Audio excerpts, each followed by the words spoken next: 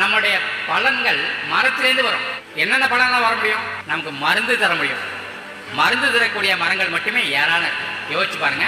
நம்ம வேப்ப மரம் இருக்குது, நம்ம புங்க மரம் இருக்குது, நம்ம வில்வ மரம் இருக்குது, நெல்லிக்காய் இருக்குது, கடுக்காய் இருக்குது, தானிக்காய் இருக்குது, நாவல் இருக்குது, தேட்டாங்கொட்டை இருக்குது, இளந்த மரம் இருக்குது. அதெல்லாம் எல்லா மருந்து மரமாகவே இருக்கு. நாம கிராமங்களில் மரத்திலிருந்து கிடைக்கிற ஒவ்வொரு பொருளையும் இன்னொன்னா மாற்றினோம்னா கிராமத்தில் வேலை வாய்ப்பு வந்துடுது. நம்ம பொருளுக்கு இன்னொரு மரியாதை வந்துடுது. நம்ம மரம் விறகா போகிறதுக்கு பதிலாக நம்ம மரம் மருந்து பாக்கெட்டாக வரும்னா அப்போ எவ்வளோ மரியாதைன்னு பாருங்க. அந்த மரம் இருந்து கொடுத்துக்கிட்டே இருக்கும். அதில் இந்த மரங்களை பற்றிய ஒரு விழிப்புணர்ச்சியை நம்ம எல்லா மக்களும் கொண்டு போய் ஆகணும். எங்கே பார்த்தாலும் மரம் நட்டாகணும்.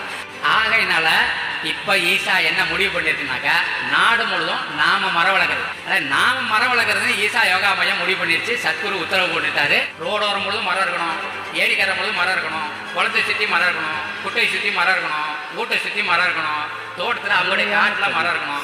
எங்கே பார்த்தாலும்